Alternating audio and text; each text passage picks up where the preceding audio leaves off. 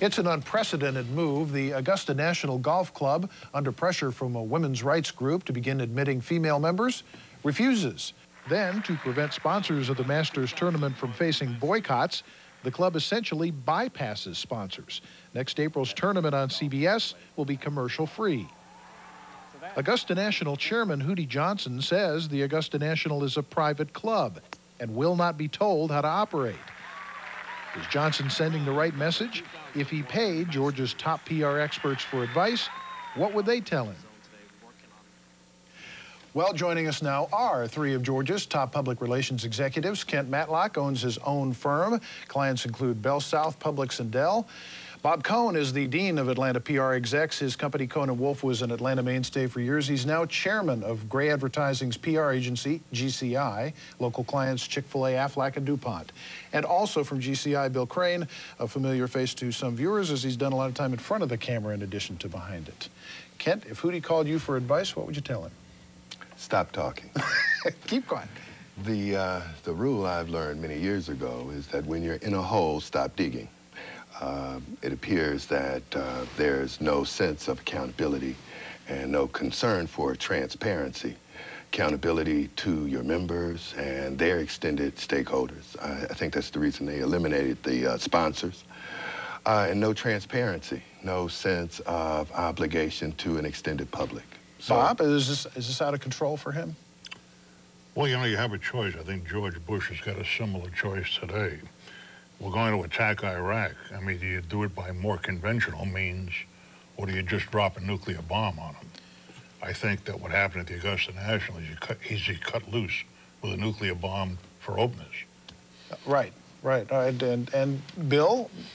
I think the opportunity is largely lost to win at this point. He's, as Kent said, he's already in the foxhole, and he's not decided which direction he's going to dig in. And I think the way to dig his way out would be to let some of those corporate sponsors come back to him with some suggestions about some outstanding people here in Georgia and elsewhere around the country, females in particular, who should be considered for membership in Augusta National. Not necessarily let Now make that decision for them or any other women's rights organization, but look to other outstanding members of their board to make those suggestions. For managers who run companies and might find themselves on the wrong end of a news story, the answer is probably in a situation like this, vamp.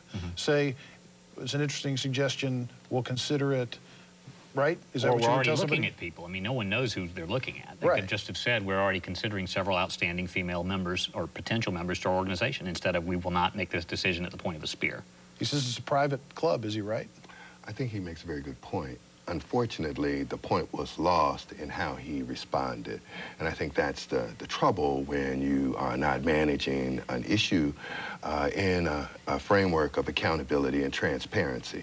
Accountability requires that you consider the implications of your decision. And the ramifications. And the ramifications. And I think he was more responding. And I would imagine Miss Johnson would be the first call he should get. Yeah, I think he was playing to a local audience in Augusta where probably a lot of people would nod, but when you get outside of I-20 and that little circle out there and into the next county beyond Richmond, even into Columbia County, a lot of people are going, what are they thinking? It's 2002, they have no female members. But the bigger point that I think you were alluding to is the importance of a private club having an ability to maintain certain restrictions. And, you know, I consider African-American fraternities and institutions or Hispanic institutions, and do they or should they have a right, or should women organizations have a right to some exclusivity? And I think there is some legitimacy to that. But that point is lost with how you conduct yourself in the court of public opinion. Bob, you have been in this business for many years. Have you encountered something like this before in a different industry? What happened? Same industry. What happened? If you recall, the PGA was going to pull out of the Shoal Creek event in Birmingham a number of years ago. And what they did is they called us in for advice and counsel, and it was all settled rather quietly. That's what should have happened here.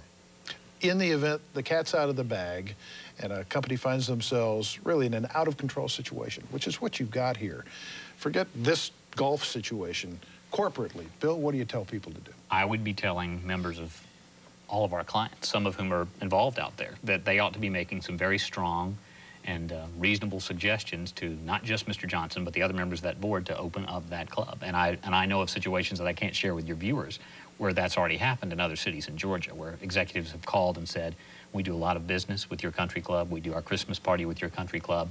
Until you change this policy or look at some other folks that what your present membership is, we won't be doing that anymore. If you represented IBM, Cadillac, they came to you for advice because they're kind of innocent bystanders almost, if you will.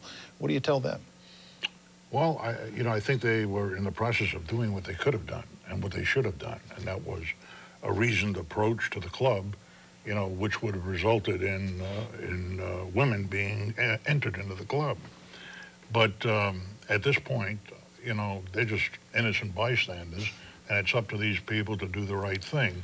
And in the end, I believe they'll have to do the right thing. That's the next question. Fast forward to April. What are we going to see? Are we going to see a commercial-free Masters tournament, or are we going to see women on the playing field?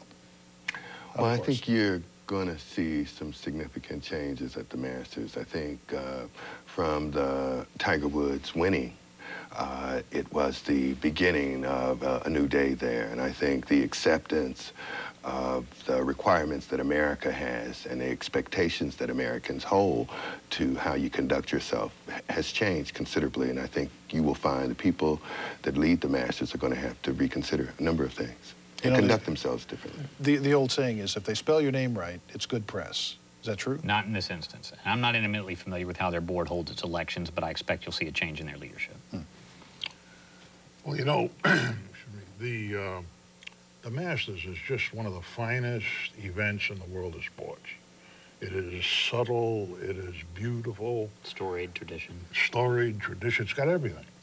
Why mess it up with all this? It's just a shame, really. And another point is that while the Masters is a private club like a lot of these other private clubs, what happened in Atlanta 10 or 12 years ago was all these private clubs have liquor licenses controlled by the city. City policemen are used to route traffic during an event. So there's some city activity there that they could bring to an end if you pull their liquor license and say, we just can't deal with this anymore. There you go. That's what's going to be interesting to watch for.